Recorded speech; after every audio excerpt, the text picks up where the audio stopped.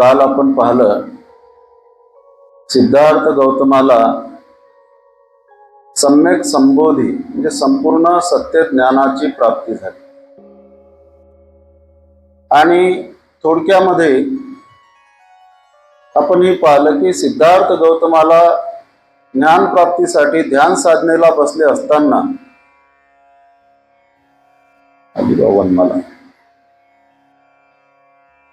तर ज्ञान प्राप्तीसाठी ध्यान साधनेला बसले असताना अनेक प्रकारच्या मारांनी त्यांच्या मनावर एक प्रकारे हल्ला केला, हल्ला चढवला। मार त्याला म्हणतात ते वाईट विचार, नकारात्मक विचार, वाईट म्हणण्यापेक्षा नकारात्मक विचार, त्या विचारांनी त्यांच्या मनावर एक प्रकारे हल्ला केला। आणि त्या हल्ल्याला परतवून लावताना म्हणजे एक विचार चांगला येते, दुसरा विचार वाईट येते, असं करता करता विचारांचा तो संघर्ष, युद्ध, संघर्ष म्हणजे युद्ध, स्वतःच्याच मनामध्ये स्वतःच्याच विचारांशी युद्ध। आणि शेवटी सिद्धार्थ गौतम म्हणतोय की मी अनेक जन्मांमध्ये सत्कर्म केलेले आहे, पुण्यकर्म केलेले आहे, पारमितांचं पालन केलेलं आहे आणि ते पुण्यकर्म माझ्या जवळ संग्रहित आहे, ती शक्ती आहे माझी। दुसरा विचार येते की तू जे पालन केलेलं आहे पारमितांचं, त्याचं साक्ष कोण, पुरावा कोण? सिद्धार्थ गौतम क्षणभर विचार करतो, हो कोण आहे पुरावा? अनेक जन्मांमधला, कोणाच्या लक्षात राहते? आणि मग सिद्धार्थ गौतम आपल्या वस्त्रातून हात खाली काढतोय, पृथ्वीकडे हात करतोय आणि ही पृथ्वी, ही वसुंधरा माझ्या सत्कर्मांची साक्ष आहे, सिद्धार्थ गौतम म्हणतो मनातल्या मनात। त्यावेळेला मनातले विचार, जे नकारात्मक विचार जे असतात ते निघून जातात आणि मग मात्र मन स्वच्छ होते, शुद्ध होते। आणि मग पुन्हा आपण मीही सांगितलं की ही जी आपल्या इथली मूर्ती आहे ती आहे भूमिस्पर्श मुद्रा। काल मीही सांगितलं की सिद्धार्थ गौतम ज्या वेळेला ज्ञान प्राप्तीच्या अगोदर या भूमीला, पृथ्वीला स्पर्श करतो, ती मुद्रा बुद्धगयेच्या मुख्य म्हणजे महाबोधी विहारामध्ये सुद्धा हीच प्रतिमा आहे, हीच मूर्ती अशाच प्रकारची।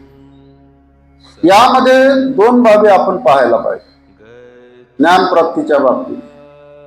पहिली बाब अशी बाबासाहेबांच्या बाबतीत, भल्या भल्यांना बाबासाहेब स्वतःच्या समोर झुकवणारे, भल्या भल्यांच्या समोर कधीही न झुकणारे बाबासाहेब,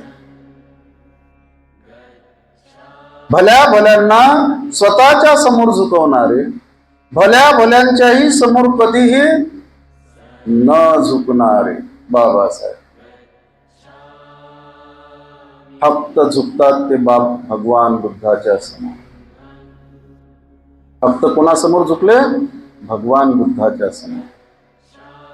भगवान बुद्धाच्या समोर झुकले तर आपण बुद्धाच्या बाबतीत दोन अवस्था पाहू शकतो। पहिली अवस्था आहे बुद्धत्व प्राप्तीच्या अगोदरची बोधिसत्व सिद्धार्थ गौतमाची अवस्था, आणि बुद्धत्व प्राप्तीच्या नंतरची म्हणजे भगवान बुद्धाची अवस्था। त्या दोन अवस्था, एकच व्यक्ती त्याचं परिवर्तित झालेलं रूप म्हणजे बुद्धत्वाची अवस्था। या दोन रूपांपैकी बाबासाहेब कोणत्या रूपासमोर झुकले? नंतरच्या बुद्धत्वाच्या रूपासमोर बाबासाहेब झुकले, नतमस्तक झाले। पहिल्या रूपासमोर नाही झुकले। जे बुद्धत्व प्राप्तीचं जे रूप आहे त्या रूपासमोर बाबासाहेब झुकले, त्या अवस्थेच्या समोर झुकले। आणि ही जी बुद्धत्वाची अवस्था आहे त्या सिद्धार्थ गौतमाच्या म्हणून बाबासाहेब त्यांच्या समोर नाही झुकले, तर त्या सिद्धार्थ गौतमाला जे या जगातलं सर्वश्रेष्ठ असं बुद्धत्व, सम्यक संबोधी, संपूर्ण सत्य ज्ञान प्राप्त झालं, त्या अवस्थेच्या समोर बाबासाहेब त्या बुद्धत्वाच्या समोर। दुसरी बाब अशी की ज्या बुद्धत्वाच्या समोर बाबासाहेब झुकले, नतमस्तक झाले, ते बुद्धत्व सिद्धार्थ गौतमाला कोणत्या मार्गाने प्राप्त झालं? तपश्चर्याच्या नाही झालं, नाही ना। कोणता अभ्यास करत नाही बसले, कोणतं शिक्षण घेत नाही बसले, कोणाचं प्रवचन ऐकत नाही बसले, कोणतं सुत्त पाठ करत नाही बसले, कोणती पूजा करत नाही बसले, ध्यान साधना करावी लागली। फक्त ध्यान साधना करावी लागली आणि त्या ध्यान साधनेच्या माध्यमातूनच त्यांनी बुद्धत्वाची प्राप्ती केली, ज्या बुद्धत्वाच्या समोर बाबासाहेब नतमस्तक झाले। ज्या बुद्धत्वाच्या समोर बाबासाहेब नतमस्तक झाले, ते बुद्धत्व जगातल्या एकमेव पद्धती म्हणजे ध्यान साधनेच्या पद्धतीनं माध्यमातून प्राप्त झालं। बरेच लोक आजकाल अजूनही स्वतःला अत्यंत विद्वान समजतात, साहित्यिक, लेखक अनेक लोक आहेत, वक्ते अनेक लोक आहेत, ध्यान साधनेला महत्व देत नाही। भलेही माझं मत असं राहते की आपण एखादं चांगलं काम करत नाही म्हणून ते कामच वाईट आहे असं म्हणणं म्हणजे हे काही समजदाराचं लक्षण नाही आहे। तर ते कशाचं लक्षण आहे? ते आहे मूर्खपणाचं लक्षण, ते आहे मूर्खपणाचं लक्षण। आपण एखादं चांगलं काम जर करत नाही तर याचा अर्थ ह्या नाही तर ते काम वाईट आहे। परंतु लोक काय करतात, आपली चूक, आपली उणीव लोकांच्या समोर दाखवू नये म्हणून काय करतात, बाबासाहेबांना कुठं केलं हो ध्यान? जसे काय बाबासाहेबाचा पीएच राहिलेला आहे। बाबासाहेबांना कुठं केलं ध्यान म्हणतं? अरे बाबासाहेबांना काय केलं, काय नाही केलं, काय करायला पाहिजे, काय नाही करायला पाहिजे हे सांगण्याची आपली लायकी आहे काय? जगात कोणाची, आपली सोडा जगात कोणाचीच लायकी नाही बाबासाहेबांना काय केलं, काय नाही केलं, काय करायला पाहिजे होतं, काय नाही करायला पाहिजे होतं याबद्दल भाष्य करण्याची जगात आताच्या परिस्थितीत कोणाचीच लायकी नाही। महत्वाचं आहे बाबासाहेबांनी आपल्याला काय सांगितलं ते महत्वाचं आहे। काय केलं, काय नाही केलं ह्या विचार करण्यापेक्षा बाबासाहेबांनी आपल्याला काय सांगितलं हे महत्वाचं आहे। आणि बाबासाहेबांनी हा ग्रंथ लिहिला, या ग्रंथात भगवान सिद्धार्थ गौतमाला बुद्धत्वाची प्राप्ती फक्त ध्यान साधनेच्या माध्यमातून झाली हे स्पष्टपणे आहे। त्याच्याशिवाय समोर आणखी अष्टांग मार्गाचं भाग येणार आहे भगवान बुद्धाच्या पहिल्याच प्रवचनात। त्याच्यानंतर त्या प्रवचनामधल्या अष्टांग मार्गामधले तीनही अंग, सम्यक व्यायाम, सम्यक स्मृती, सम्यक समाधी, हे समाधीचे अंग आहेत, ध्यानाचे अंग आहेत। बाबासाहेबांनी 22 प्रतिज्ञांमध्ये 11वी प्रतिज्ञा दिलेली आहे की मी भगवान बुद्धांनी सांगितलेल्या 8 अष्टांगिक मार्गाचं पालन करीन। एवढं सगळं असतानाही लोक जर म्हणत असतील की बाबासाहेबांना कुठं सांगितलं, कधी केलं ध्यान, किती मूर्खपणा आहे। अहो बाबासाहेब एकदा का वाचन करायला बसायचे पुस्तकाचं तर रात्रीला वाचन करायला बसायचे तर सकाळी दिवस निघायचा तरी त्याच्या लक्षात नाही यायचं का आपली रात्र झाली आणि गेली आणि दिवस उजाडला। एवढी एकाग्रता होती बाबासाहेबांच्या मनाची, चित्ताची एकाग्रता एवढी म्हणजे उच्च स्वरूपाची होती। कितीही काही झालं तरी म्हणजे पुस्तक असो, ज्या कामामध्ये ते लक्ष घालायचे ते काम एकाग्र चित्तानं करायचे। आज जगाच्या समोर बाबासाहेब म्हणजे जगातलं सगळ्यात मोठं आश्चर्य आहे, अद्भुत आश्चर्य। एवढ्या कमी वयामध्ये, एवढ्या प्रतिकूल परिस्थितीमध्ये या जगाला स्तंभित करणारं कृत्य बाबासाहेब करू शकले. पुण्यकर्म सत्कर्म केलं बाबासाहेबांनी. कारण त्यांचं मन चित्त अत्यंत उच्च कोटीचं एकाग्र व्हायचं. आणि ही एकाग्रता म्हणजे ध्यान साधना, समाधी. परंतु लोक आपण स्वतः करायचं नाही म्हणून मग त्या विधीला, त्या साधनेला, त्या तत्वज्ञानाला नावं ठेवायचे. हा जो प्रकार आहे हा त्यांच्याकडून घडणारं पापकर्म आहे. पापकर्म आहे. मी कधी ध्यान साधना अगोदर नाही करायचा 25 वर्षापूर्वी. कधी ध्यान साधनेला नाव नाही ठेवले. नाही करत. हा दोष कोणाचा आहे? माझा आहे. ही उणीव माझी आहे, दुसऱ्याची नाही. भगवान बुद्धानं सांगितलेलं आहे, बाबासाहेबांनी हा मार्ग आपल्याला दिलेला आहे. त्याच्या पलीकडे आपण नाही. आपण एखादं चांगलं काम करत नाही, हा दोष आपला आहे, तो तत्वज्ञानाचा नाही. परंतु आपण करत नाही म्हणून ते वाईट आहे, चांगलं नाही असं सांगणारे लोक स्वतःच दुनियाभराचे वाईट असतात, चुकीचे असतात. लोकांची दिशाभूल करणारे असतात. लोकांना चुकीच्या मार्गाने गेले पाहिजे लोक, अशा प्रकारे त्यांचा भाव असतो. किंवा स्वतःचा मोठेपणा दाखवण्यासाठी हे लोक अशा प्रकारे बरळत असतात, बोलत असतात. तर या बाबी आज सांगणं महत्वाचं वाटलं मला. आज आपण पाहणार आहोत, एक बोधिसत्व बुद्ध कसा बनतो. कारण सिद्धार्थ गौतम जन्मता बोधिसत्व होते आणि आपले सर्व दृष्टीनं उद्धार करते जे बाबासाहेब आंबेडकर आहेत, त्यांनाही जगाने बोधिसत्व म्हणून मान्यता दिलेली आहे. त्यांनाही बोधिसत्व, ते बोधिसत्व. म्हणजे हा बोधिसत्व कशाला म्हणतात, बोधिसत्व बुद्ध काय कसा बनतो, याचं जे वर्णन आहे, ते वर्णन आज आपण पाहणार आहोत. ती माहिती आज आपण पाहणार आहोत. बोधिसत्व गौतम सम्यक संबोधी नंतर बुद्ध होतात. ज्ञान प्राप्तीपूर्वी गौतम केवळ बोधिसत्व होता. ज्ञान प्राप्तीनंतर ते बुद्ध झाले. बोधिसत्व कोणाला म्हणावे आणि बोधिसत्व म्हणजे काय? बुद्ध होण्याचा प्रयत्न करणारा मनुष्य म्हणजे बोधिसत्व. बोधिसत्व कुणाला म्हणतात? तर जो व्यक्ती बुद्ध बनण्याच्या साठी प्रयत्न करत असतो त्या व्यक्तीला बोधिसत्व म्हटलं जाते.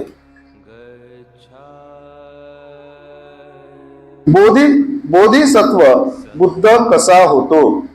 बोधिसत्व हा क्रमाने जीवनाची 10 स्थित्यंतरे बोधिसत्व राहिला पाहिजे.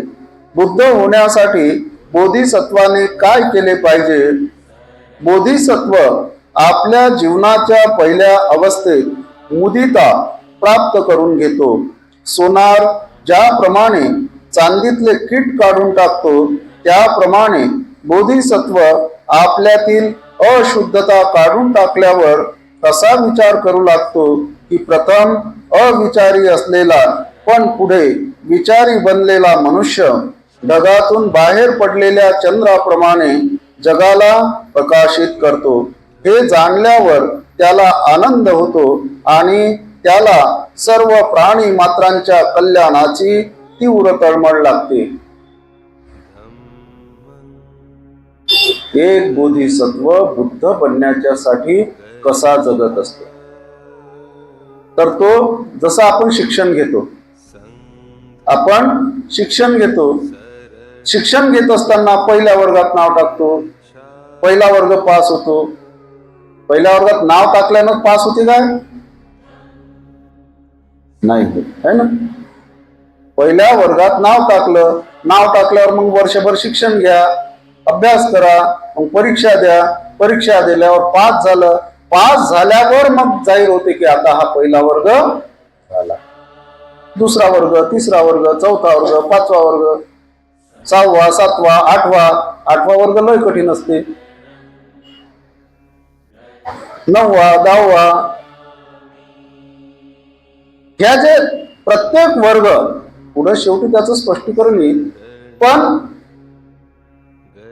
बोधिसत्व ह्या वेगवेगळ्या अवस्था प्राप्त करत असतात. त्या शिक्षणाच्या बाबतीत झाल्या, परंतु आध्यात्मिक दृष्ट्या पहिली जी अवस्था आहे ती आहे मुदिता. मुदिता म्हणजे आनंद, आनंदाची अवस्था. आपल्या मनामध्ये जसा सोनार, चांदी, सोनं सोनाराकडे असते, तर त्याच्यातलं जे कीट म्हणतात ना त्याले, अशुद्ध जो घटक असते त्याच्यातला खराब घटक तो काढून टाकते, आणि तो काढून टाकायला त्याला लय वेळ लागतो. जरासही त्याच्यात राहू देत नाही. कारण आता तर 1.5 लाखाच्या वर आहे वाटते सोन्याचे भाव तोड्याचे.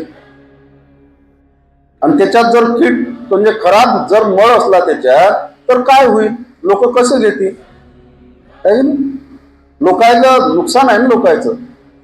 तर यामुळे ज्याप्रमाणे सोनार सोन्यातलं चांदीतलं अशुद्ध घटक काढून टाकते, त्याप्रमाणे बोधिसत्व पहिल्या अवस्थेत आपल्याच मधल्या चुकीच्या बाबी काढून टाकण्याचा प्रयत्न करते.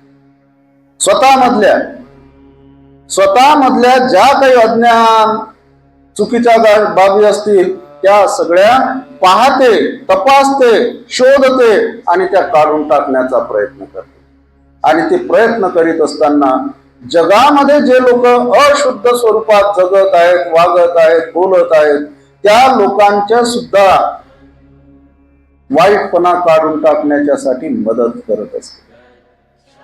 आणि हे करत असताना त्याला लोकांच्या बद्दल त्याच्या मनात असीम स्वरूपाचा मैत्रीचा भाव निर्माण होतो.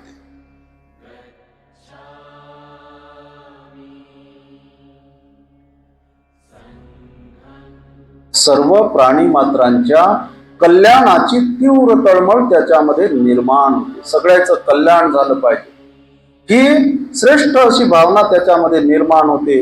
ही त्याची पहिली अवस्था असते मुदिता.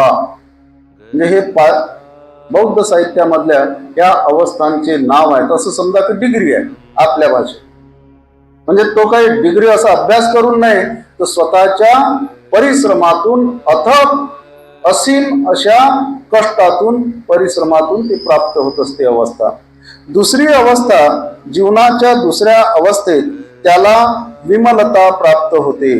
यावेळी बोधिसत्वाने काम वासनेचे सर्व विचार मनातून काढून टाकलेले असतात.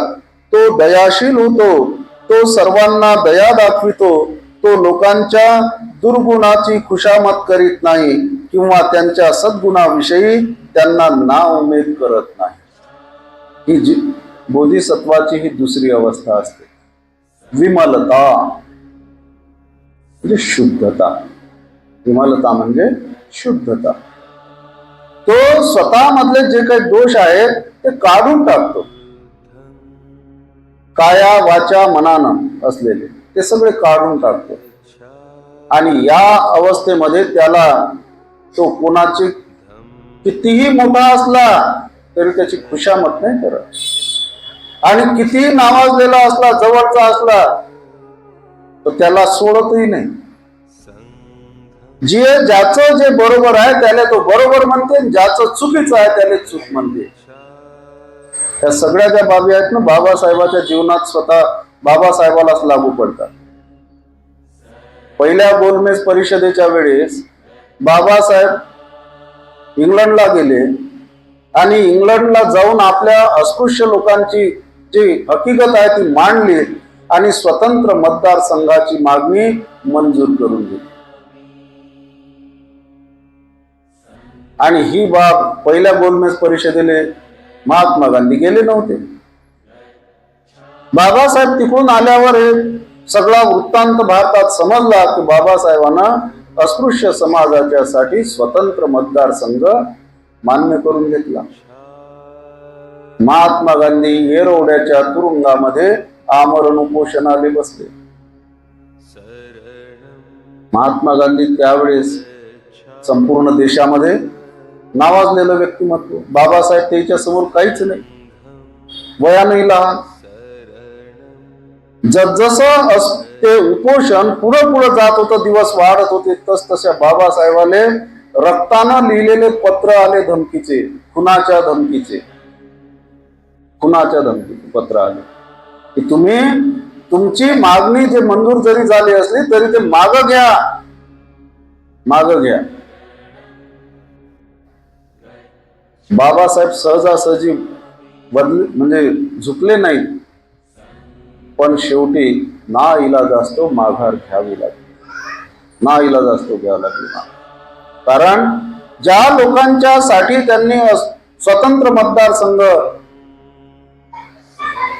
म्हणजे एक प्रकारे आपल्या पदरात पाडून घेतलेला होता, ते लोकच जर अस्तित्वात नाही राहिले तर कारण काय होतं, जर का महात्मा गांधी मरण पावले असते उपोषणात तर आपले लोक अस्तित्वात राहिले असते का? सगळे लोकांना मारून टाकलं असते. एक तर पैसा नाही, शिक्षण नाही, संपत्ती नाही, सत्ता नाही, काहीच नाही आपल्याकडे, कशाच्या भरोशावर लढलो असतो तिकडे सगळं.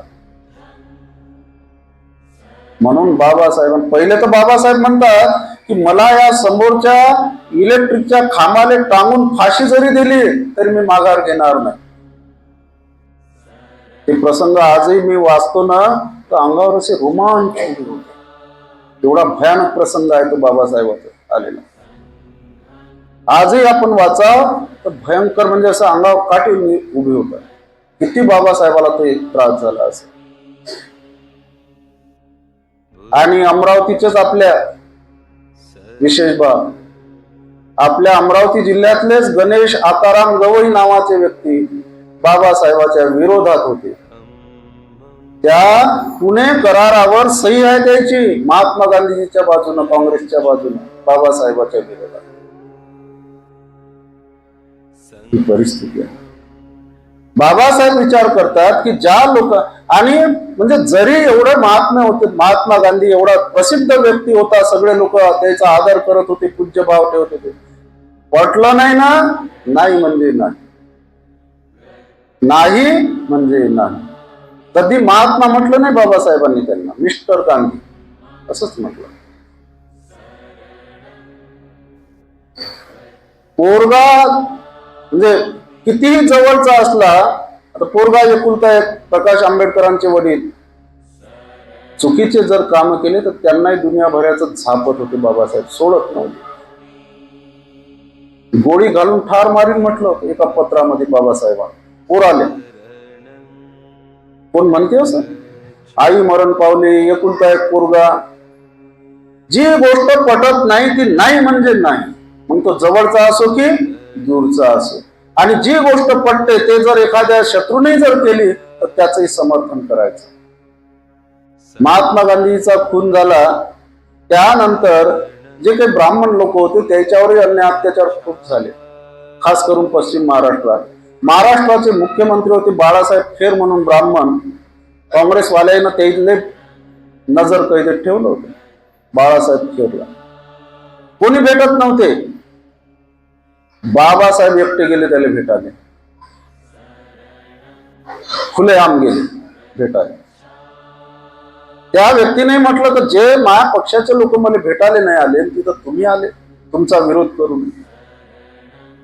ज्या लोकांनी समर्थन बाबासाहेबांच्या मताचं केलं त्यांना बाबासाहेब समर्थन द्यायचं.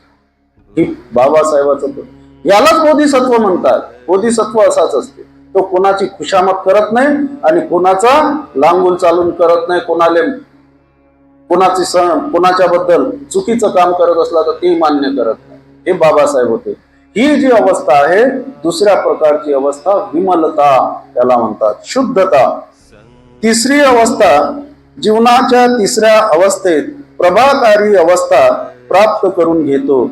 यावेळी बोधिसत्वाची बुद्धी आरशाप्रमाणे स्वच्छ झालेली असते. अनात्म व अनित्यता यांच्या सत्याचे त्याला पूर्ण ज्ञान आणि आकलन झालेले असते. आता त्याला फक्त सर्वोच्च ज्ञान मिळविण्याची इच्छा असते आणि त्यासाठी तो कशाचाही त्याग करण्यास तयार असतो. ही जी तिसरी अवस्था आहे प्रभावकारी अवस्था. प्रभाकारी म्हणजे तेजस्वीपणाचे प्रभाव पडते त्या व्यक्तीचा. त्याला काय सत्य काय असत्य, अनित्य काय अनात्म काय हे सगळं समजलेलं असते. आणि बुद्धत्वाची, ज्याला आपण बुद्धत्वाची अवस्था म्हणतो, जीव सगळं सर्वोच्च ज्ञान प्राप्तीची त्याची इच्छा असते. या सर्वोच्च ज्ञान प्राप्तीच्या साठी तो कशाचाही त्याग करायला तयार होतो. तो काही पर्वा करत नाही. किती 4 मुलं मरण पावले बाबासाहेबांचे. 2 मुलांच्या मैतीलाही बाबासाहेब नव्हते. 1 मूल त्यांच्या मांडीवर जाते. पत्नी त्याची अवघ्या 35 वर्षात जाते, रमाई. किती मोठा त्याग, किती मोठा त्याग आहे. आणि हे सगळं करूनही त्यांना जे करायचं होतं ते केलंच त्यांनी, करतच राहत. असं नाही बसले, नाही डोकं धरून कपाळावर हात देऊन नाही बसले की माझं एवढं नुकसान झालं, मला एवढं दुःख झालं, मी कसा काय करून काय नाही करू, असं करत नाही बसले. धर्मांतराच्या 15 ऑक्टोबर 1956 बाबासाहेबांनी जे धर्मांतराचं भाषण दिलं, त्या भाषणात बाबासाहेब म्हणतात की या जगातल्या संपूर्ण जीव, सर्व जीवांना सर्वोच्च अवस्थेला घेऊन जाण्याचा आम्ही प्रयत्न करीत आहोत.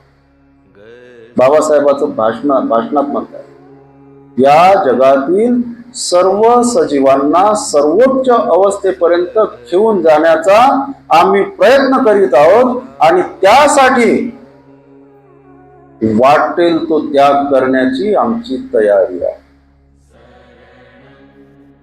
हे आहेत बोधिसत्वाचे शब्द.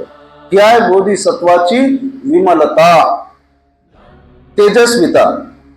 त्यानंतर जीवनाच्या 4थ्या अवस्थेत तो अर्चिष्मती प्राप्त करून घेतो. या स्थितीत बोधिसत्व अष्टांगिक मार्ग, चतुर्विध ध्यान, चतुर्विध व्यायाम, चतुर्विध इच्छाशक्ती आणि पंचशील यांच्यावर आपले लक्ष केंद्रित करतो. ही 5वी अवस्था आहे अर्चिष्मती, म्हणजे अग्निप्रमाणे तेजस्वी बुद्धिमत्ता असलेला.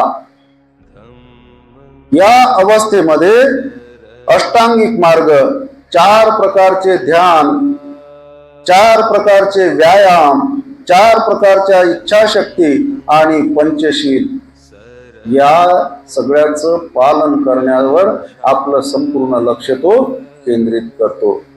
जीवनाच्या 5व्या अवस्थेत तो सुदूर जया म्हणजे जिंकण्यास कठीण स्थिती प्राप्त करून घेतो. सापेक्ष आणि निरपेक्ष यांच्यातील संबंधांचे त्याला पूर्ण ज्ञान होते. ही जी अवस्था आहे 5वी अवस्था, सुदूर जया. या अवस्थेत त्याला कोणीही बैकवू शकत नाही, जिंकू शकत नाही. याचा अर्थ त्याला कोणी बैकवू शकत नाही.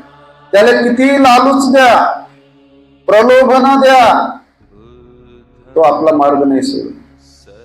बाबासाहेब आंबेडकरांनी 13 ऑक्टोबर 1935 नाशिक जिल्ह्यातील येवला या ठिकाणी, आज ते तालुक्याचं ठिकाण आहे, या ठिकाणी बाबासाहेबांनी घोषणा केली होती धर्मांतराची. मी हिंदू धर्मात जन्मलो पण हिंदू धर्मात मरणार नाही.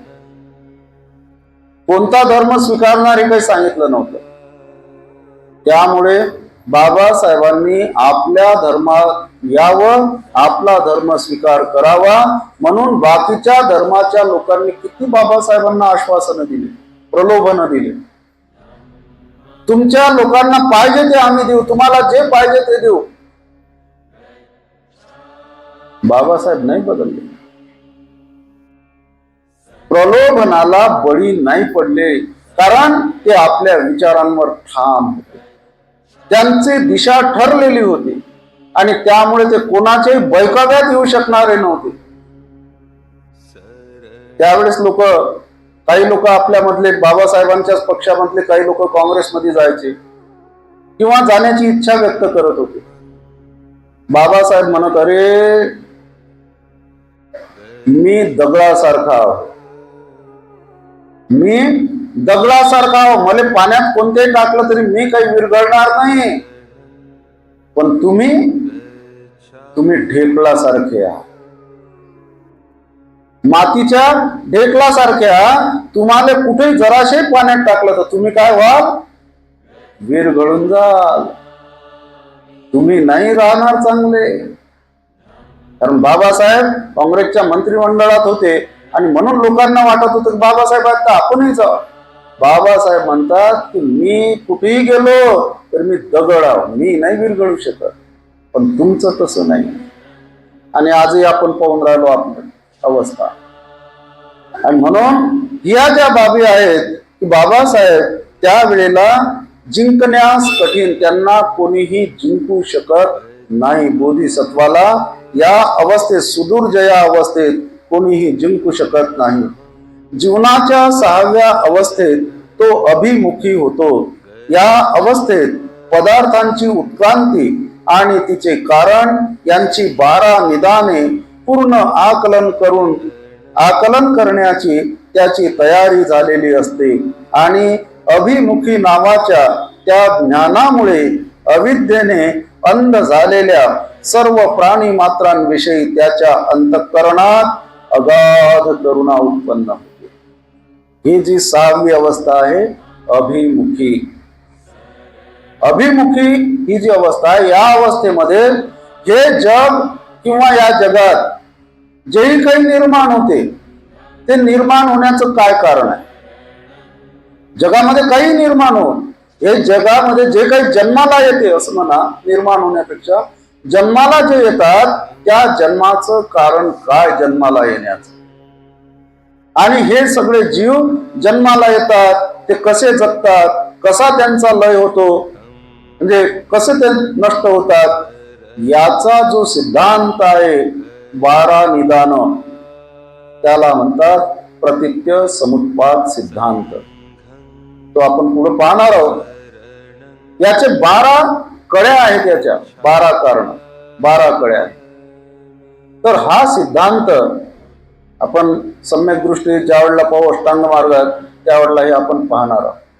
तर हे जे 12 निदान आहेत, याचं त्याला संपूर्ण ज्ञान होते. आणि याच्या मुळाशी जे अज्ञान आहे, या सिद्धांताचं पहिलं जे कडी आहे ते आहे अविद्या, अज्ञान. हे अज्ञान, या अज्ञानामध्ये संपूर्ण जग ग्रासलेलं आहे, गुरफटलेलं आहे, हे त्या बोधिसत्वाच्या लक्षात येते. आणि म्हणून या अज्ञानात असलेल्या लोकांच्या बद्दल करुणा निर्माण होते बोधिसत्वामध्ये. सर्व लोकांना या अज्ञानातून बाहेर काढण्याची तीव्र इच्छा त्याच्यामध्ये निर्माण होते, करुणा निर्माण होते. जीवनाच्या 7व्या अवस्थेत बोधिसत्व दुरंगमा ही अवस्था प्राप्त करतो. बोधिसत्व आता दिक्कालातीत असतो, तो अनंताशी एकरूप झालेला असतो. तथापि सर्व प्राणी मात्रांविषयी वाटणाऱ्या करुणेमुळे त्याने आपले नामरूप अद्याप धारण केलेले असते. एका बाबतीत मात्र तो इतरांच्या पेक्षा अगदी निराळा असतो. कमलपत्रावर ज्याप्रमाणे पाणी ठरत नाही, त्याप्रमाणे जगातील मोह त्याला चिकटून राहत नाही. तो आपल्या सहचरातील तृष्णा शांत करतो. परोपकार बुद्धी, सहनशीलता, व्यवहार चातुर्य, शक्ती, शांत वृत्ती, बुद्धी आणि सर्वश्रेष्ठ प्रज्ञा यांची तो जोपासना करतो. या दुरंगमा म्हणजे दूर जाणे किंवा दूर गेलेला. ह्या जगामध्ये तो शरीरानं अस्तित्वात असतो, या लोकांच्या सोबत तो अस्तित्वात असतो, परंतु त्या लोकांच्या सोबत राहून त्या लोकांचे दुर्गुण मात्र स्वतःमध्ये येऊ देत नाही. या जगामध्ये जे लोक आहेत, या जगातल्या लोकांमध्ये जे अवगुण आहेत, दुर्गुण आहेत, वाईटपणा आहे, तो आपल्यामध्ये येऊ देत नाही. आपल्यामधला जो चांगुलपणा आहे, सद्गुण आहे, ते मात्र तो इतर लोकांवर मध्ये रुजवण्याचा प्रयत्न करतो. म्हणजे झालं तर आपले सद्गुण त्या लोकांमध्ये रुजवण्याचा पेरण्याचा प्रयत्न करतो, त्यांचे दुर्गुण आपल्यामध्ये येऊ देत नाही. या अर्थानं तो दिसाले दिसते आपल्या सोबत, परंतु तो बुद्धिमत्तेनं प्रज्ञा बुद्धी त्याच्यामध्ये असते, त्यामुळे तो आपल्या लेवलचा आपल्या पातळीचा नसते, तो आपल्यापेक्षा उच्च अशा पातळीचा असतो, उच्च अशा अवस्थेतला असतो. या अवस्थेत असताना त्याला धर्माचे ज्ञान होते, परंतु लोकांना समजेल अशा रीतीनेच तो त्यांना ओळख करून देतो. आपण व्यवहार चातुर्याने आणि सहनशीलतेने वागले पाहिजे हे त्याला कळते. लोकांनी त्याला कितीही त्रास दिला तरी तो शांत वृत्तीने तो त्रास सहन करतो, कारण केवळ अज्ञानामुळेच लोकांनी त्याच्या हेतूबद्दल गैरसमज करून घेतले आहेत हे त्याला कळत असते. परंतु त्याच वेळी प्राणी मात्रांचे कल्याण करण्याविषयीचा त्याचा उत्साह यत्किंचितही कमी होत नाही किंवा प्रज्ञेकडेही तो पाठ फिरवित नाही, म्हणून दुर्दैव त्याला सन्मार्गावरून च्युत करू शकत नाही. ही जी अवस्था आहे दुरंगमा, या अवस्थेमध्ये बोधिसत्व त्याला सगळ्या प्रकारचं ज्ञान झालेलं असते, परंतु लोकांना ते ज्ञान समजत नसते, समजलेलं नसते, त्यामुळे लोक मात्र त्याचं ऐकत नसतात, त्याला दोषही देत असतात, त्याचा विरोधही करत असतात, त्याला त्रासही देत असतात. बाबासाहेबांनी, कित्येक लोक आजही म्हणतात बाबासाहेबांनी स्वातंत्र्य लढ्यात भाग घेतला नाही, कित्येक लोक म्हणतात. मग स्वातंत्र्य लढ्यात भाग कोण घेतला म्हणतात? काँग्रेसनं, गांधीजीनं, आहे ना, असेच म्हणतात. स्वातंत्र्य म्हणजे काय हेच लोकांच्या लक्षात नव्हतं येत, अजूनही नाही येत. या देशातली जनता दोन प्रकारे गुलामगिरीत होती, दोन प्रकारच्या गुलामगिरीत होती.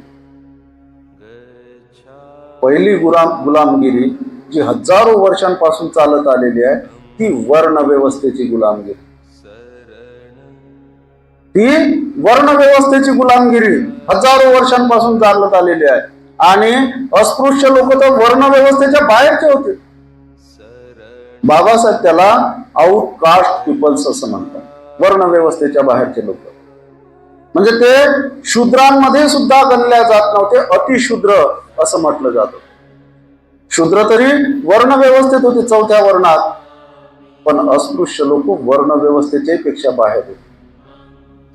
आणि हे जे चार वर्णाचे लोक होते त्याच्यामध्ये ब्राह्मण, क्षत्रिय, वैश्य हे तीन वर्णातले फक्त पुरुष तीन वर्णातले हेच उच्च समजले जात होते. तीनही वर्णात आणि चारही वर्णातल्या स्त्रिया म्हणजे ब्राह्मण, क्षत्रिय, वैश्य आणि शूद्र या चारही वर्णातल्या स्त्रिया आणि शूद्र वर्णातले पुरुष, आणि जे अस्पृश्य होते ते तर सगळे मग पुरुष असो की महिला असो, हे सगळे वर्ण व्यवस्थेमधले गुलाम होते. आणि ही वर्ण व्यवस्था कधीपासून होती? इंग्रजांची नव्हती, हे हजारो वर्षांपासून चालत आलेले. आणि दुसरी गुलामी जी होती ती इंग्रजांची गुलामी. इंग्रजांची गुलामी किती लोकांवर होती? ती सगळ्यांवर जरी होती, परंतु जास्तीत जास्त लोक या वर्ण व्यवस्थेचे गुलाम होते. आणि इंग्रजांचे गुलाम जे होते ते म्हणजे ज्यांना उच्च वर्णीय म्हटलं जात होतं तेच होते, फक्त उच्च वर्णीय पुरुष, फक्त महिला नाही. आणि बाबासाहेब जे लढत होते त्या वर्ण व्यवस्थेच्या गुलामगिरीच्या विरोधात लढत होते. आणि खऱ्या अर्थानं जर आपण विचार केला तर या देशात जो स्वातंत्र्यासाठी लढणारे लोक होते त्याच्यामध्ये सर्वात महत्वाचे व्यक्ती म्हणजे बाबासाहेब आंबेडकर होते. काँग्रेसवाले किती म्हणत असले तरी खऱ्या अर्थानं स्वातंत्र्यासाठी लढणारे जर कोणी होते तर ते बाबासाहेब आंबेडकर होते. कारण ते दुहेरी गुलामगिरीत असलेल्या लोकांच्या स्वातंत्र्यासाठी लढत होते आणि इंग्रजांच्या गुलामगिरीच्या विरुद्ध लढणारे लोक फक्त एकेरी गुलामगिरीच्या विरुद्ध लढणारे होते. पण दुहेरी गुलामगिरीच्या विरुद्ध लढणारा मोठा तर एकेरी गुलामगिरीच्या विरुद्ध लढणारा मोठा. आणि बाबासाहेबांनी ज्यावेळेस गोलमेज परिषदेमध्ये भाषण केलं त्यावेळेस कधी कुणी इंग्रजांना एवढे बोलले नसतील. त्याच्या देशामध्ये जाऊन त्याच्या समोर त्याच्या तोंडावर बाबासाहेबांना सुनावल्या की तुम्ही या देशावर राज्य करण्याच्या लायकीचे नाही, इंग्रजांना सुनावल्या. एवढं गांधीजींनी नाही सुनावलं. तुम्ही या देशावर राज्य करण्याच्या लायकीचे नाही, कारण तुम्ही करोडो लोकसंख्या असलेल्या अस्पृश्यांच्या भल्यासाठी काहीच केलेलं नाही. याला म्हणतात सडेतोडपणा बोलणं. परंतु बाबासाहेबांच्या हेतूबद्दल, बाबासाहेबांच्या उद्देशाबद्दल अज्ञानी लोकांनी गैरसमज केले आणि बाबासाहेब इंग्रजांचे बगलबच्चे आहेत, इंग्रजांच्या मतानं वागणारे आहेत, इंग्रजांचं समर्थन करणारे आहेत म्हणून अजूनही बोलतात लोक बाबासाहेबांच्या बद्दल, अजूनही बोलतात. ही परिस्थिती आहे. परंतु बाबासाहेबांनी कधी आपला देशभक्ती सोडली नाही, कधी राष्ट्रीय बाणा बाबासाहेबांनी सोडला नाही. त्यांना माहिती होतं की आज इंग्रज आहेत, अस्पृश्यांचं भलं होऊ शकते. उद्या इंग्रज गेले आणि या देशातलं सरकार आलं तर ते इंग्रजांचं सरकार चांगलं होतं, हे आताचं सरकार, काँग्रेसचं सरकार खराब आहे अशी म्हणण्याची नक्कीच वेळ येईल, हे बाबासाहेबांनी खाते. आणि म्हणून बाबासाहेब या अस्पृश्य लोकांच्या किंवा हिंदू कोड बिल आणलं महिलांच्यासाठी, या सगळ्यासाठी संघर्ष करीत होते. बाबासाहेबांनी महार वतनाचं बिल आणलं होतं मुंबई असेंब्लीमध्ये, महार वतनदारी नष्ट करा म्हणून. त्याच्यावर मी हे नाही बोलू कारण ते भयंकर होतं. महारांची किती महार लोकांवर हे व्हायचे जबाबदाऱ्या होते, तर पिचले होते लोक, हे बंद करा म्हणून. परंतु या वराडातल्या महारांनीच बाबासाहेबांना विरोध केला होता. आंबेडकर काय आम्हाला खायले आणून देईन काय, मेलेल्या ढोरायचं मांस खायला नाही भेटन तर, मेलेल्या ढोरायचं मांस खायला भेटत होतं त्यावेळेस.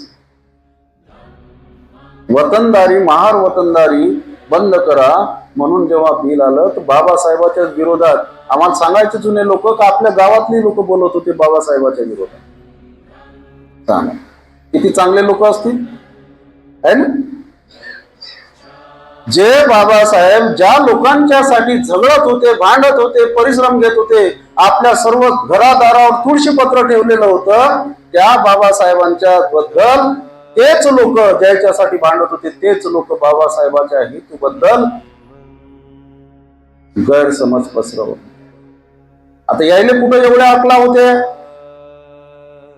हा विचार करण्याची अक्कल या समाजातल्या लोकांना कुठे होती? नव्हती. परंतु सत्ताधारी काँग्रेसच्या सोबत राहणारे समाजातले जे दलाल लोक होते ना, ते आपल्या समाजात येऊन अशा अफवा बाबासाहेबांच्या विरोधात पसरवत. आजही तेच चालू आहे, आजही तेच चालू आहे ही परिस्थिती. परंतु बाबासाहेबांना कधी या लोकांच्या बद्दल स्वतःच्या मनात द्वेष नाही निर्माण होऊ दिला. लोकांनी म्हणजे वर्ण व्यवस्थावादी लोकांनी ज्ञान नाही घेऊ दिलं. जर कोणा ज्ञान ऐकलं तर त्याच्या कानात शिस, तप्त शिस, त्याला गरम केलेलं शिस टाकायचे, नेहमीसाठी बैरा झाला पाहिजे. यानं काऊन ऐकलं? बाबासाहेब म्हणतात ज्या लोकांनी ज्ञान घेताना आपल्या कानात शिस ओतलं त्या लोकांच्या कानात आपण ज्ञान होता. हे बाबासाहेबांची शब्द. ही जी अवस्था आहे बोधिसत्वाची अवस्था, 7व्या प्रकारची, ती म्हणजे दुरंगमा अवस्था. या अवस्थेमध्ये बोधिसत्व अशा प्रकारे वागत असतो. जीवनाच्या 8व्या अवस्थेत तो अचल होतो. या अडळ अवस्थेत बोधिसत्वाला करावे लागणारे सर्व कष्ट संपतात. जे जे चांगले आहे ते तो स्वाभाविकताच अनुसरतो. तो जी जी गोष्ट करील त्या गोष्टीत तो यशस्वी होतो. ही 8वी अवस्था बोधिसत्वाची अचल, कधी डळमळीत न होणार. कारण त्याच्या मनात जे असते ते चांगलंच असते. त्याच्या मनात कोणतंही वाईट येत नाही. आणि जरासही त्याच्या मनात वाईट येत नसल्यामुळे तो जे काही बोलते, वाणीतून बोलते तो चांगलंच बोलते. शरीरानं कोणतं कृत्य करते तर चांगलंच करते. त्याला काही ठरवा नाही लागत. आता लोक आहेत त्याच्या समोर मी चांगलं करतो, आता कोणी नाही तर मी एकटा तर मी वाईट करतो. त्याला काही ठरवावं नाही लागत, विचार नाही करावा लागत. कारण त्याचा स्वभावच चांगला बनतो नैसर्गिकरित्या. त्याला काही विचार नाही करावा लागत कोणत्या गोष्टीचा. तो जे काही करते ते चांगलं करते आणि जे काही करते त्याला यश पण येते, अपयश येत नाही. त्याला अपयश येत नाही कारण त्याच्यामध्ये तेवढ्या प्रकारची विद्वत्ता असते, सामर्थ्य असते. आणि सगळ्यात महत्वाचं म्हणजे त्याचं चारित्र्य, शिलाचरण, सदाचरण त्याचं सगळ्यात प्रभावी असते. आपण बाबासाहेबाचं जेव्हा संविधान सभेमध्ये बाबासाहेब निवडून गेले, महाराष्ट्रातून उभे होते, निवडून नाही आले. महाराष्ट्रात महार समाज, ज्या समाजातून बाबासाहेब होते, महाराष्ट्रातला महार समाज, महाराष्ट्राच्या असेंब्लीमधून बाबासाहेब उभे होते, निवडून नाही आले. पश्चिम बंगालच्या विधानसभेतून बाबासाहेबांनी निवडून पाठवलं. त्यावेळेसचा मुस्लिम लीग या पक्षाच्या मदतीनं निवडून पाठवलं. जोगेंद्रनाथ मंडल नावाचे व्यक्ती ते मुस्लिम लीगचे होते. त्यांनी बाबासाहेबांचा फॉर्म भरला, त्यांनीच तिथं केलं, बाबासाहेबांना येऊ नाही दिलं, फक्त सही घेतली आणि निवडून पाठवलं. आणि इकडे बाबासाहेब राहत होते, तिकडून निवडून नाही. किती मोठी विसंगती. वल्लभभाई पटेलनं जाहीर केलेलं होतं, डॉक्टर आंबेडकर के लिए हमने संविधान सभा की दरवाजे तो छोड़ो, खिडकियां भी बंद कर दी है. म्हणजे बाबासाहेबांनी संविधान सभेत येऊ नये यासाठी एवढं त्यानं कडेकोट बंदोबस्त केला होता काँग्रेसने. आणि अचानकपणे बाबासाहेब तिकडून निवडून आले तर सगळ्यांना धक्का बसला, आश्चर्य झालं. बाबासाहेबाला जाणीव होती आपण काही कोणत्या पक्षावर निवडून नाही आलो, आपल्या मागे काही बहुमत नाही, आपल्या मागे कोणी समर्थक नाही, सगळे विरोधकच आहेत. अशा अवस्थेत आपण कसे काम करणार, अशा अवस्थेत कसं काम करणार. पण ज्या वेळेस बाबासाहेबांचं पहिल्यांदाच राजेंद्र प्रसाद नाव उच्चारतात, अचानकपणे माहीत नसताना बाबासाहेब म्हणतात त्या भाषणात, मला काही माहित नव्हतं बा आजच तुम्ही माझे नाव उच्चारणार. अचानकपणे नाव उच्चारतात, डॉक्टर आंबेडकर बोलतील. बाबासाहेब बोलतात तर आपल्या प्रज्ञेच्या, विद्वत्तेच्या, सदाचरणाच्या भरोश्यावर संपूर्ण सभागृह जिंकतात. संपूर्ण त्या संविधान सभेला जिंकून घेतात. जरासही त्याच्या मनात द्वेष नसते, कोणाच्या बद्दल कलुषितपणा नसते. जो काही असते संपूर्ण देशातल्या लहानात लहान जीवाच्या प्रति मैत्री असते, करुणा असते आणि त्याच्या भल्याची तीव्र अशी तळमळ असते. सगळ्यात जास्त टाळ्या बाबासाहेबाच्या भाषणावर पडतात. मी ते भाषण अनेकदा वाचलं. सगळ्यात जास्त टाळ्या त्या भाषणावर पडतात. आणि सगळे जणांना वाटतं की असा एवढा देशभक्त माणूस तर आपल्याला कधी पाहिला नाही. पुढं पुढं आणखी गोष्टी घडत जातात, तो भाग वेगळा. परंतु बाबासाहेब या ज्या अवस्थेत होते अचल, त्यांना जे करायचं आहे ते करण्याच्यासाठी सगळी शक्ती त्यांना लावत होते आणि कोणतीही काम ते पूर्ण शक्तीनिशी करत होते. त्यानंतर जीवनाच्या 9व्या अवस्थेत बोधिसत्व साधुमती होतो. साधुमती ही 9वी अवस्था प्राप्त करतो. ज्याने सर्व धर्म किंवा त्यांची शास्त्रे आणि सर्व दिशा जिंकल्या आहेत आणि त्याला पूर्ण आकलन झालेले असून जो कालातीत होतो, अशाची साधुमती ही अवस्था असते. साधुमती याचा अर्थ त्याला सगळ्या प्रकारच्या धार्मिकतेचं ज्ञान आलेलं असते या अवस्थेमध्ये. ही अवस्था अत्यंत उच्च अशी अवस्था असते आणि त्याला प्रत्येक गोष्ट त्याला पूर्णपणे जशी आहे तशी समजली असते. जीवनाच्या 10व्या अवस्थेत तो धर्ममेघ होतो. बोधिसत्वाला बुद्धाची दिव्य दृष्टी प्राप्त होते. म्हणजे जीवनाची 10वी अवस्था जी आहे ती बुद्धत्वाची अवस्था. या अवस्थेत या विश्वाशी संबंधित सगळ्या प्रकारचं सत्य ज्ञान त्याला पूर्णपणे आकलन होते, समजते, आणि ती बुद्धत्वाची अवस्था. बोधिसत्व ही 10 सामर्थ्ये प्राप्त करून घेतो. म्हणजे पायऱ्या पायऱ्यानं तो पुढं पुढं पुढं पुढं चढत जातो. कारण बुद्ध होण्यास त्यांची आवश्यकता असते. बोधिसत्वाची स्थित्यंतरे होत असताना त्याने ही 10 सामर्थ्ये मिळविली पाहिजेत. इतकेच नव्हे तर त्याने 10 पारमिताचाही परिपूर्ण अभ्यास केला पाहिजे. एक पारमिता ही जीवनाच्या एका अवस्थेची परिपूर्ती असली पाहिजे. पारमितांचा खास व्यासंग पायरी पायरीने केला पाहिजे. एका जीवनावस्थेत एकच पारमिता असली पाहिजे. एकीचा थोडा अंश आणि दुसरीचा थोडा अंश असे मिश्रण त्यात असता कामा नये. मी पहिल्यांदाच जे उदाहरण दिलं होतं, पहिला वर्ग, दुसरा वर्ग, तिसरा वर्ग. पहिला वर्ग ज्या वेळेस आपण नाव टाकतो आपलं त्या वर्गात आणि वर्षभर आपण त्याचं शिक्षण घेतो, शाळेमध्ये मास्तरांकडून अभ्यास करतो, परीक्षा देतो, इथपर्यंतची जी प्रक्रिया आहे या प्रक्रियेला आपण पारमिता म्हणू शकतो. पारमिता, आपण पारमितांचं पुढं स्पष्टीकरण येणारच आहे त्यामुळे, परंतु या ठिकाणी एवढंच सांगू शकतो की पारमिता याचा अर्थ पालन आपण ज्या गोष्टीचं करतो, आपल्याला पार करून जाण्याच्यासाठी ज्या गोष्टीची मदत होते ती बाब म्हणजे पारमिता. असं समजा की शिलाचरणच आहे, ते सदाचरणच आहे.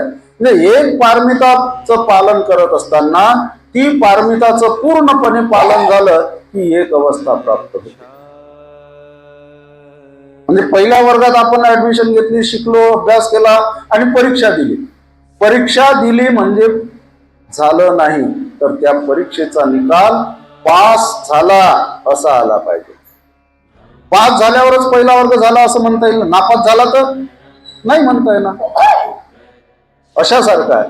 म्हणजे एक पारमिता पूर्ण करायची आणि पास होणे म्हणजे पास होण्याचा निकाल लागणे म्हणजे ही अवस्था प्राप्त करणे. दुसरी पारमिता पूर्ण केली की दुसऱ्या पारमिता पूर्ण झाली तिचं पालन म्हणजे दुसरी अवस्था प्राप्त होते. बोधिसत्व एका जीवनामध्ये एकच पारमिता घेऊन चालत असतो. एका जीवनात जर एक पारमिता पूर्ण नाही झाली तर ती दुसऱ्या जीवनात तिचं पालन करेल, तिसऱ्या जीवनात पालन करेल. ती पूर्ण पालन होईपर्यंत त्या पालन चालू राहते आणि ती पारमिता पूर्ण झाली की दुसरी अवस्था प्राप्त होते. अशा प्रकारे 10 पारमिता आहेत. 10 पारमितांचं पालन क्रमाक्रमानं केल्यावर या 10 प्रकारच्या अवस्था बोधिसत्वाला क्रमाक्रमानं प्राप्त होत असतात. अशा प्रकारे बोधिसत्वाची दुहेरी तयारी झाल्यानंतरच तो बुद्ध होतो.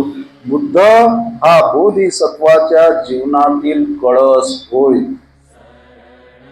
बोधिसत्वाच्या या जीवनावस्थांचा किंवा जातकांचा हा सिद्धांत देवांच्या अवतारवादाच्या ब्राह्मणोक्त सिद्धांतासारखा वाटतो. जातक सिद्धांत हा बुद्धाच्या अत्युच्च शुद्धावस्थेच्या जीवनाचे सार यावर आधारलेला आहे.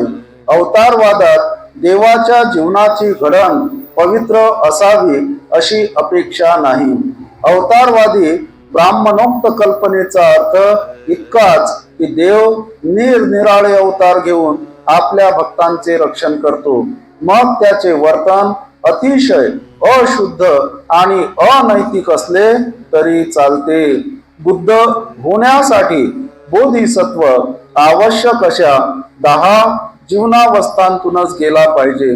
या सिद्धांताला दुसऱ्या कोणत्याही धर्मावर तोड नाही. दुसरा कोणताही धर्म आपल्या संस्थापकाला अशा कसोटीला उतरण्याचे आव्हान करत नाही. बाबासाहेब म्हणतात की बोधिसत्वाच्या या पारमितांचं पालन आणि 10 अवस्थांचं प्राप्ती हे करून घेण्यासाठी ज्या जातक कथा, म्हणजे याचं जे वर्णन आहे, बोधिसत्वानं जे जन्म घेतले वा सुमेधाच्या जन्मापासून तर सिद्धार्थ गौतमाच्या जन्मापर्यंत, मी पहिलेच सांगितलं 549 म्हणजे 550 धरा ना, 550 जन्म समजा घेतले असे उल्लेख आहे. काही लोक, ब्राह्मणवादी लोक, ते अवतारवादाची कल्पना सांगतात. अवतार एकच देव अनेक प्रकारचे अवतार घेते आणि त्यामुळे हे बोधिसत्वाचे अवतारच आहेत बा असंही लोक म्हणू शकतात. पण बाबासाहेब म्हणतात तसं नाही. का तसं नाही? तर जातक कथा जर आपण वाचल्या तर प्रत्येक कथेत बोधिसत्व कोणत्याही अवस्थेत असो, कोणत्या प्राण्याच्या असो, पक्षाच्या असो, कोणत्याही अवस्थेत असो, तो चांगलाच वागला, खराब नाही वागला. तो सदाचरणाने जगला, दुराचरण त्यानं जरासही केलं नाही. अवतारवादाचं तसं नाही. अवतारवादामध्ये जो देव अवतार घेते तो चांगला वागला पाहिजे अशी काही त्याला अट नाही. त्यानं किती बायका केल्या, किती लोकांचे खून केले, किती लोकांच्या सोबत तो कपटीपणानं वागला, याचं काही देणं घेणं नाही. आपण जर वाचले देवाचे अवताराचे तर पालन सिरियल वगैरे आपण पाहत होतो. हा फरक आहे. अवतारवादात देव अवतार जरी घेते पण तो चांगला वागते किंवा चांगला वागला पाहिजे अशी काही त्याला अट नाही, तसं काही त्याला बंधन नाही, आणि तोही काही चांगला वागते असं नाही. परंतु जातकाचा जो सिद्धांत आहे, जातक कथा ज्या आहेत त्या शुद्ध अशा चारित्र्यावर आधारित आहे, सदाचरणावर आधारित आहे. प्रत्येक जीवनामध्ये बोधिसत्व हा सदाचरणाचंच पालन करते, दुराचरण जरासही घडत नाही.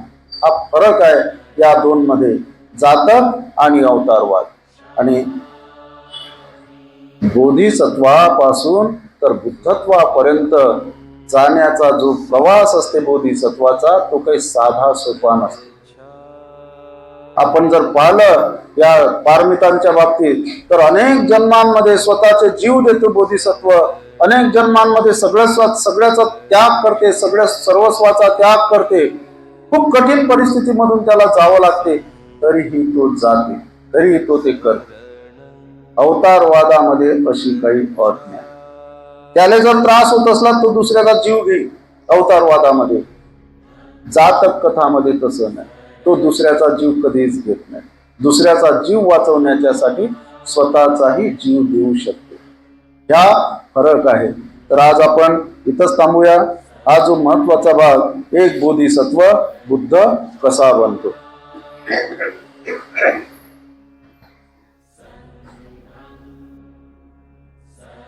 धम्मं चरेषु चरितं नतं दुश्चरितं चरे, धम्मचारी सुखं सेति अस्मिन् लोके परं च न तावता धम्मधरो